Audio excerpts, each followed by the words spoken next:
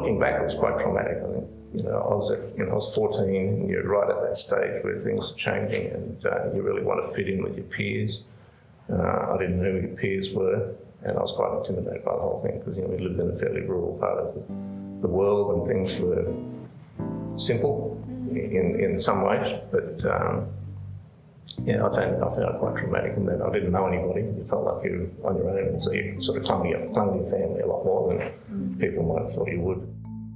I think I knew from about a year before it happened that it was happening, and I'm definitely a pre-griever, so I spent a lot of time thinking about,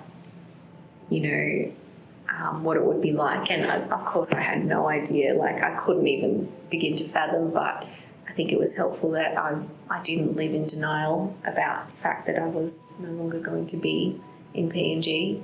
and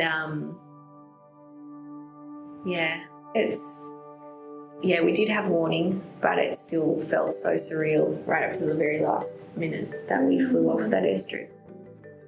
And one of the things I found is that kids can be pretty mean, and they're really good bullies because they had a funny accent. You'd grown up in another context, so your accent developed the way it did. And I found that quite traumatic because I didn't know anybody for a start, and all they could do was make fun of my funny accent. So I used to go home at night, put the cassette recorder, record the news, then I'd